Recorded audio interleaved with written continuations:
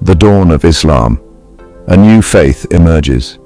In the heart of the Arabian Peninsula, a profound spiritual transformation was about to unfold. In the bustling city of Mecca, a new faith emerged, challenging the existing order and captivating the hearts of many. This faith, Islam, preached a message of monotheism, emphasizing the oneness of God and the equality of all humankind. The Prophet Muhammad, a man of impeccable character and profound spiritual insight, delivered this divine message. He called upon people to renounce idolatry, embrace righteousness, and submit to the will of the one true God, Allah. His message resonated with many, particularly among the downtrodden and those seeking spiritual solace. However, it also faced resistance from powerful quarters in Meccan society, who felt threatened by its growing influence. Little did anyone know that this nascent faith would face trials and tribulations that would test the very core of its believers. The persecution begins, struggle and resistance in Mecca. As Islam gained momentum, resistance from Meccan tribes intensified. The new faith challenged the established social and economic order. Persecution ranged from verbal abuse to physical violence. Prophet Muhammad urged patience and steadfast faith. As the situation deteriorated, the safety of the Muslim community was at stake. A decision was made to seek refuge and safeguard the faith. A perilous journey seeking refuge across the Red Sea. Facing relentless persecution in their homeland, the early Muslims found themselves at a crossroads. The Prophet Muhammad, deeply concerned for their safety and the future of Islam, made a momentous decision. He instructed a small group of his followers to seek refuge in a distant land across the Red Sea, Abyssinia, known today as Ethiopia. This land was ruled by a just and righteous king, Negus, renowned for his fairness and tolerance. The journey itself was fraught with danger. The Red Sea was known for its treacherous waters, and the possibility of pursuit by their Meccan persecutors loomed large. Yet driven by their faith and the hope for a haven where they could practice their religion freely, the Muslim emigrants embarked on this perilous journey into the unknown. Leaving behind their homes, families, and possessions, they set sail with their hearts filled with both trepidation and hope. Theirs was an act of immense courage and sacrifice, a testament to their unwavering belief in the message of Islam. The first hijrah finding safe haven in the kingdom of Axum. After a perilous sea voyage, the small group of Muslim migrants reached Abyssinia. They arrived in the ancient city of Axum, the heart of the Axumite kingdom. Known for its advanced civilization and tolerance, Axum was a beacon of religious freedom. The Muslims, weary and apprehensive, approached the court of the Negus. King Negus received them with kindness and respect. He offered protection and assured fair treatment. The Muslims found solace and security in this haven. Section 5. The Noble Negus, a King's Compassion, and the Muslim Exiles. King Negus, also known as Ashama ibn Abjar, was a remarkable figure in Ethiopian history. He ruled the Axumite kingdom during a time of great change and upheaval in the region. A wise and benevolent ruler, he was known for his strong sense of justice, his commitment to diplomacy, and his tolerance towards people of different faiths. His kingdom was a melting pot of cultures and religions, a testament to his open-mindedness and his belief in peaceful coexistence. When the Muslim exiles arrived in my court, seeking refuge from persecution, I saw in them a group of people fleeing oppression, seeking safety and freedom to practice their faith. I understood the gravity of their situation and the courage it took for them to leave their homeland in search of a better life. My decision to grant them asylum was not merely a political calculation, but a reflection of my deep-seated belief in the sanctity of human dignity and the importance of religious freedom. Section 6. The Quraysh's demands, pressure and diplomacy in the Ethiopian court. News of the Muslim exiles finding refuge in Axum reached Mecca, enraging their persecutors, the Quraysh tribe.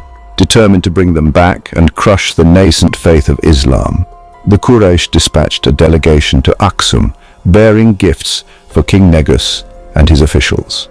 They hoped to persuade the Negus to hand over the Muslims, using a combination of diplomacy, pressure, and veiled threats. The Quraysh delegation accused the Muslims of blasphemy, claiming they were spreading lies about their gods and disrupting the social order. They argued that these Muslims were dangerous rebels who needed to be brought to justice. The delegation emphasized the strong ties between Mecca and Axum, reminding the Negus of the long-standing trade relations and cultural exchange between our peoples. They implied that harboring the Muslims would jeopardize these relations and bring discord between the two kingdoms. Section 7, the Prophet's Words, a message of hope and resilience. Meanwhile, in Mecca, the Prophet Muhammad continued to preach his message of Islam. Despite facing increasing hostility and persecution, he remained a source of strength and inspiration for his followers, both those who had emigrated and those who remained in Mecca. He reminded them of the importance of patience, perseverance, and unwavering faith in the face of adversity. News of the Quraysh delegation's mission to Axum reached the Prophet, causing him and his followers great anxiety. They understood the potential consequences if the Negus were to succumb to the pressure and hand over the Muslim exiles. In these trying times, the Prophet emphasized the importance of prayer and placing their trust in God's divine plan. He reassured his followers that God would protect those who stood up for truth and righteousness. Section 8, the Negus's verdict, a triumph of justice and tolerance. King Negus, known for his wisdom and fairness, refused to make a hasty decision based solely on the Quraysh's accusations. He summoned the Muslim exiles to his court, granting them an opportunity to respond to the allegations leveled against them. He listened intently as Jafar ibn Abi Talib, the Prophet's cousin and a respected member of the Muslim community, eloquently articulated the principles of Islam. Jafar spoke of Islam's message of monotheism, its emphasis on justice, compassion, and the equality of all humankind. He refuted the Quraysh's claims, highlighting the peaceful nature of Islam and the Muslims' commitment to living in harmony with others. He described the persecution they had endured in Mecca for their beliefs and their decision to seek refuge in Axum, a land known for its tolerance and justice. Jafar's words resonated with King Negus, who was deeply moved by their sincerity and the righteousness of their cause.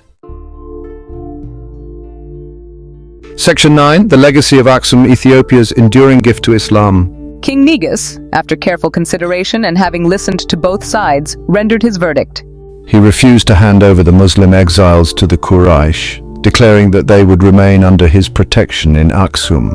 He recognized the truth and justice in their cause, acknowledging the peaceful nature of their faith. The Negus's decision was a landmark moment in the early history of Islam. It provided a crucial lifeline for the nascent Muslim community, allowing them to survive and flourish during a time of immense persecution. His act of courage and compassion set an example for generations to come, demonstrating the power of tolerance and the importance of standing up for what is right, even in the face of pressure and opposition. Section 10 echoes through time, a testament to interfaith harmony. The story of the first Hijra, the migration of early Muslims to Axum, is a testament to the enduring legacy of tolerance and interfaith harmony in both Islamic and Ethiopian history. It highlights the profound impact that one act of compassion can have on the course of history. The Negus's decision to grant refuge to the persecuted Muslims not only ensured the survival of their faith, but also forged a lasting bond of friendship and respect between Muslims and Christians. This historical event serves as a powerful reminder of the importance of understanding, respect, and empathy between people of different faiths. It underscores the need for dialogue, cooperation, and solidarity in addressing contemporary challenges such as religious intolerance, extremism, and persecution. Section 11, a universal message, lessons in compassion and understanding.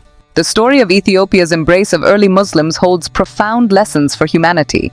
It transcends the boundaries of time, culture, and religion, offering timeless wisdom for our modern world.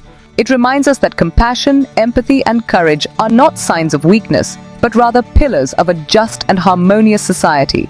This historical tale urges us to confront injustice and prejudice wherever they exist and to stand up for the rights of the marginalized and persecuted. It inspires us to build bridges of understanding and cooperation across religious and cultural divides, recognizing our common humanity and shared responsibility for creating a more just and peaceful world. The legacy of the first Hijra continues to resonate today, reminding us of the enduring power of compassion, tolerance, and the indomitable spirit of those who seek refuge and freedom from persecution.